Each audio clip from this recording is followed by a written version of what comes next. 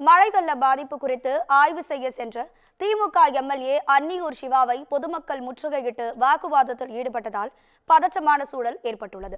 இதுகுறித்து களத்தில் இருக்கும் தலைமை செய்தியாளர் சிவாவிடம் கேட்கலாம். சிவா வணக்கம். இப்ப நீங்க இருக்கக்கூட பகுதியில பாத்தீங்கன்னா திமுக எம்எல்ஏவை முற்றுகையிட்டு பொதுமக்கள் வாக்குவாதத்துல ஈடுபட்டு இருக்காங்க.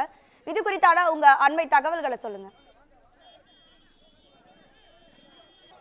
வழங்கப்படவில்லை என்ற ஒரு குற்றச்சாட்டை பொதுமக்கள் முன்வைத்திருக்கிறார்கள். தொடர்ந்து இங்கு எம்எல்ஏ அன்னியூர் சிவாவை பொதுமக்கள் முற்றுகையிட்டிருக்கிறார்கள்.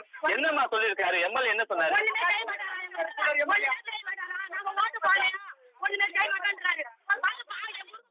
பகுதியில் கிட்டத்தட்ட 5 நாட்களாக மின் இணைப்பு வழங்கப்படவில்லை என்ற ஒரு குற்றச்சாட்டை பொதுமக்கள் முன்வைத்திருக்கிறார்கள். தொடர்ந்து இங்கு எம்எல்ஏ அன்னியூர் சிவாவை பொதுமக்கள் முற்றுகையிட்டிருக்கிறார்கள்.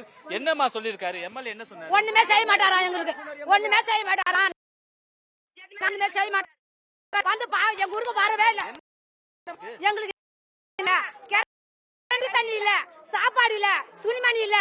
நாங்க தத்தட்டு உள்ள இருக்கிறார்கள். இங்க இருக்கக்கூடிய குடியிருப்பு வாசல் நம்ம கேட்கலாம். என்னமா பிரச்சனை இங்க தொடர்ந்து? பாருங்க சார், 4 நாளா 5 நாளாவது மழை பெஞ்சு தண்ணியோ சாப்பாடோ படுக்கிறதுக்கு ஒரு இடம் வேணும். படுக்கிறதுக்கு ஒரு இடம் இல்ல. பிள்ளைங்க எல்லாம் தக்காளி பொட்டியில தான் உட்கார்ந்து இருக்கிறாங்க. படுக்கிறதுக்கு கூட வழி இல்ல, உட்கார்ந்து தான் இருக்கிறாங்க. நைட்டு 4 நாள் ஆகும்.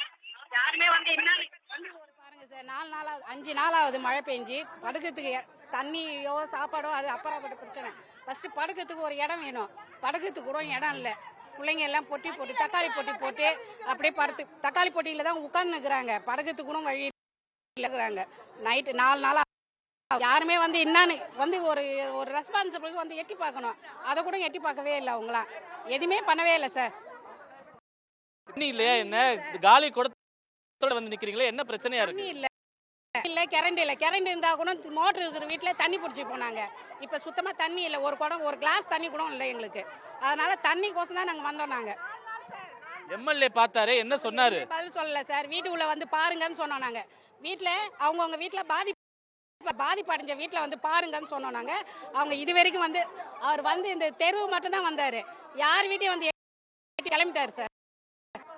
இந்த பகுதியில தொடர்ந்து 5 நாட்களாகவே குடிக்க மின் இணைப்பு அந்த தண்ணீரை வைத்து நாங்கள் பயன்படுத்திக் கொள்வோம் என்பன போன்ற பல்வேறு இந்த பகுதிவாசிகள் தொடர்ந்து முன்வைத்து வருகிறார்கள்.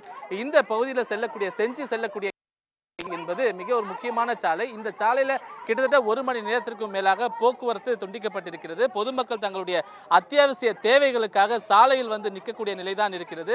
தொடர்ந்து இங்க இருக்கக்கூடிய பகுதிவாசியை நம்ம கேட்கலாம். என்னதாமா பிரச்சனை? எல்லாரும் இவ்வளவு பேர் ரோட்டை மறிக்கிறதுக்கு என்னமா காரணம்? சுத்தி எல்லா ஊர்லயும் கரண்ட் இருக்கு சார். எல்லா ஊருக்கும் தண்ணி கொடுக்குறாங்க. இந்த ஒரு முத்தியால்பேட்டையில மட்டும் தண்ணி இல்ல, கரண்ட் கிடையாது. ஒருத்தவங்க எட்டி பார்க்கல, ஒரு ஆபீசர் எட்டி பார்க்கல. பக்கத்துல தான் தலைவர் இருக்கிறாரு, பக்கத்துல கவுன்சிலர் இருக்கிறாங்க. யாருமே ஒரு வார்த்தை என்ன ஏதுன்னு யாருமே எதுவுமே கேட்கல சார். இங்க இருக்கிறவங்களாம் மக்களாவே தெரியல சார். தண்ணி சார் ஒரு அண்ணாண்ட ரோட்டை வெட்டிங்கன்னா இன்னாண்ட ஊரு உள்ள ஜனங்க இருக்கிறாங்கன்னா அலர்ட் பண்ணிட்டு தான் இன்னாண்ட ரோட்டை வெட்ட போறோம், எல்லாரும் வெளியில வாங்க, மோட்டான பகுதிக்கு வாங்கன்னு சொல்லி தான் நீங்க வெட்டி இருக்கணும். எந்த ஒரு அறிவிப்பும் இல்லாம வெட்டி விட்டுட்டீங்க. இப்போ 7 மணிக்கு வெட்டினீங்க சார். 7 மணிக்கு அப்புறம் எங்க வீட்டு உள்ள பூரா தண்ணி பூந்துருச்சு. ஒருத்தவங்க ஒரு ஜனங்க கூட பார்க்கல சார். ஒரு ஆபீசர் வரல. எங்களை மாதிரி பக்கத்து ஊர்ல இருக்கிறவங்க அவங்களுக்குலாம் நிவாரணம் போய் ஒரு பால் பாக்கெட் இல்லை சார். எங்களை பூரா கை குழந்தை வச்சிருக்கணும். ஒரு கிளாஸ் தண்ணி கிடையாது சார் எங்களுக்கு. இதுக்கப்புறம் சாப்பாடுலாம் எங்களுக்கு எதுக்கு சார் கொடுக்க போறாங்க? எங்களுக்கு கரண்ட் இருந்ததுன்னா கூட ஊரு உள்ள இருக்கிற மோட்டர் அவங்க வீட்டுல மோட்டர் இருக்கு சார், அவங்க போட்டு விடுவாங்க. இதுக்கு முன்னாடி மழை வரும்போது அவங்க வீட்டுல தான் சார் தண்ணி பிடிச்சி கொடுத்தோம். எப்பயுமே சரி சார். இந்த ஊர்ல 5 நாள் 6 நாள் தான் சார் அவங்க கரண்ட் வருது சார். ஒரு ஊர்ல சுத்தம் பண்ணதுக்கு அப்புறம் ஒரு தலைவர் ஆகட்டும், ஒரு எம்எல்ஏ ஆகட்டும், ஒரு கவுன்சிலர் ஆகட்டும், ஒரு எம்பி ஆகட்டும் சார், இதுக்கப்புறம் பாத்தீங்கன்னா சார் பண்ண போறோம் ஒண்ணுமே கிடையாது சார். எல்லாமே முடிஞ்சு போச்சு சார். ஒண்ணுமே இல்ல. பக்கத்துல வாக்கியா வெட்டினீங்களே, இன்னாண்ட இருக்கிறவங்க மக்கள் தானே.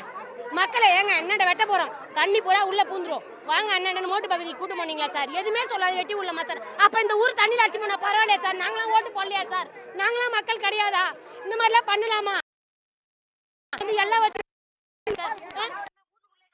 எங்க பக்கத்துல இருக்குது சார். பக்கத்துல அந்த ஓரங்குது அந்த வீடு தான் சார். இது வரைக்கும் என்ன என்ன யார பக்கம் சார்? 2 நாள் வரைக்கும் தண்ணி உள்ளே கிடக்கும் சார். 1 லட்சம் ரூபாய் சாமான் சார். வவுல எரியுது சார். உண்மையே கிடையாது சார்.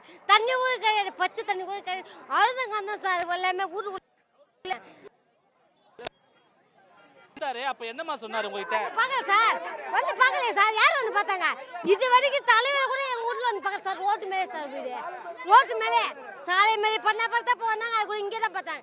இன்னும் இது வரைக்கும் எங்களை வந்து என்ன கேட்கல சார்.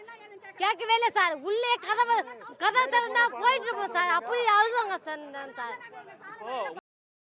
என்ன எங்களுக்கு வந்து மினி அடி பம்பு வேணும், மினி டேங்க் வேணும், ஒரு கரண்ட்லாம் ஒரு தண்ணி பிடிக்க எதுவுமே இல்லை.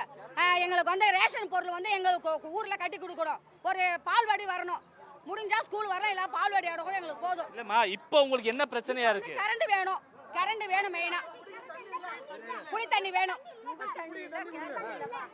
இந்த பொதுமக்கள் கேட்பது நியாயமான விஷயமாகவே பார்க்கப்படுகின்றது. ஏனென்றால் அடிப்படை தேவையான குடிநீர் தங்களுக்கு வேண்டும் என்பதே அந்த மக்களுடைய பிரதான கோரிக்கையாக இருக்கிறது.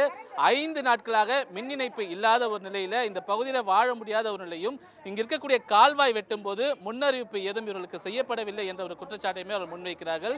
தொடர்ந்து சட்டமன்ற உறுப்பினர் அன்னியூர் சிவா இந்த பகுதியில் வந்து பார்வையிடும் போது அவரை முற்றுகையிட்டு இந்த பகுதியில் இருக்கக்கூடிய போக்குவரத்து எல்லாம் முழுமையாக ஸ்தம்பித்து ஒரு மிகப்பெரிய அளவிலான ஒரு போர்க்களமாகவே இந்த பகுதி என்பது காட்சியளித்தது. அவருடைய அத்தியாவசிய தேவையான குடிநீரை உடனடியாக வழங்க வேண்டும் என்பதே இந்த பகுதி மக்களுடைய பிரதான கோரிக்கையாக இருக்கிறது. ராதிகா. சிவா, மக்களோட ஆதங்கத்தை நம்மளால பார்க்க முடிகிறது. குடிதண்ணீர் இல்ல, உணவில்ல, தங்க சரியான இடம் இல்ல அப்படிங்கிறது அவங்களுடைய அடிப்படை கோரிக்கையா இருக்கு.